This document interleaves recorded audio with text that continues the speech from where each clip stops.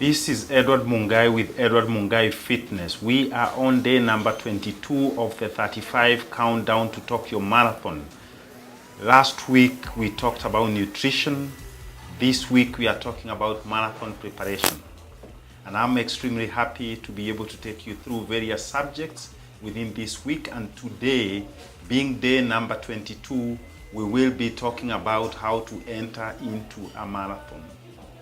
I truly know that many of you are asking themselves the question, well, how do I get into a marathon? And for this case, an international marathon. From my perspective, there are 5 ways that each one of us can be able to get into an international marathon, or at least any marathon. And the first way is where you just show up. Or it could be that you've been asked 2 weeks before the marathon, you pay X amount of money. And I think this is the most popular case, especially with the races that we have, for instance, in my home country, which is Kenya. For instance, we have Standard Chartered Marathon.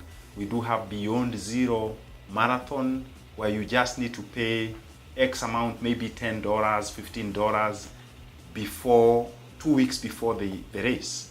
And that is the first way that you just show up and you can be able to get into a marathon. The second way that you can be able to get into a marathon is where you get to what we call Ballot system.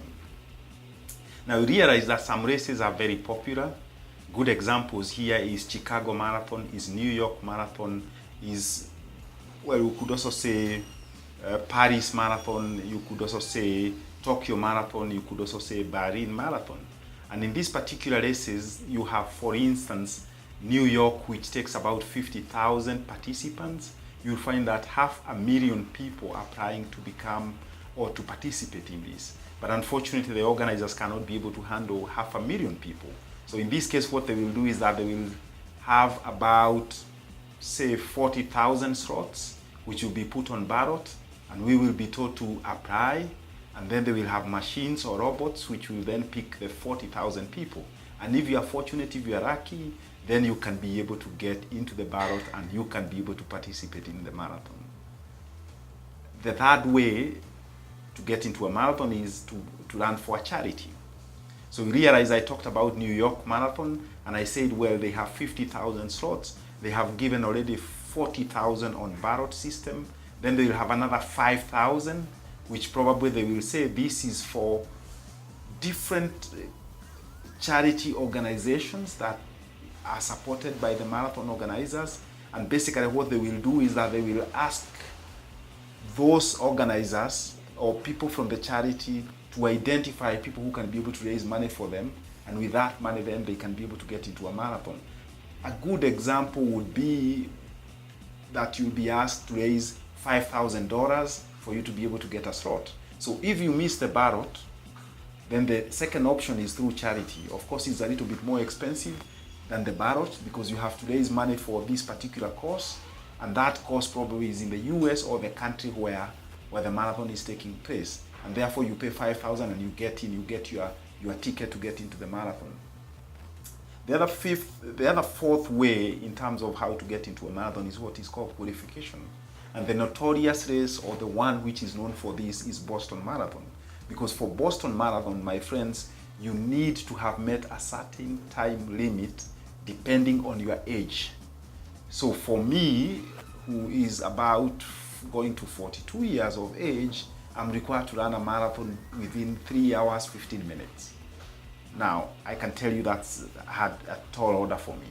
So I can't be able to get into Boston because of qualification, because then I must run races below 3¼ of an hour, so that then I can be able to qualify. And therefore, it's mainly for the best. If you like, Boston is mainly for the best. Otherwise, then you can, and there's no ballot for Boston as an example, but you can go for charity, and the minimum amount that you should raise for charity for Boston is about $10,000. Well, that's quite heavy.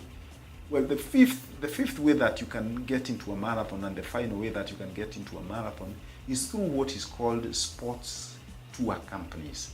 And sports tour companies will be allocated, say, 50 slots in any given marathon. For instance, in Boston, they'll be given 50 slots, and then they can kind of auction those 50 slots to the highest bidder. And you'll find that it range about $5,000 again for you to be able to get to a marathon. So it's not a cheap affair, but at least I have shown you the 5 ways that you can be able to get into this marathon. I say the first way is where you just show up. The second way is where you go through what is called the Ballot system. The third way is where you do by charity. The fourth way is where you do by qualification. And finally, the fifth way is where you go through a sports tour. Well, I'm running Japan on charity, and I've paid quite a bit of money to be able to get that slot, because then I couldn't be able to go to Japan through Ballot. So I decided to go through charity, and I'm supporting UNHCR, that is UN High Commission for Refugees, and that is whom I'm supporting to be able to get that slot. Well, it will cost you about between $100 to about $500 for the entrance of any marathon. So also that depends on the popularity of the race. You'll find that most races are within the range of $250 that you should pay to be able to show up. Of course, you have your travel, you have your hotel, you have your air ticket, and all these are required. And also, you need to have a little bit money for you that then should be able to help you to have some fun.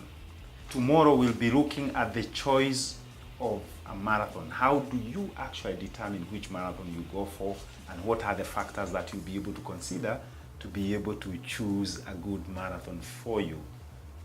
This is Edward Mungai with Edward Mungai Fitness, and I still continue urging you to share these videos, to comment, and to ask any question. I'm more than happy to answer your questions. And please remember, if you haven't subscribed, please subscribe, because you don't want to miss the inspiration that we get out of this. Edward Mungai with Edward Mungai Fitness, keeping you fit.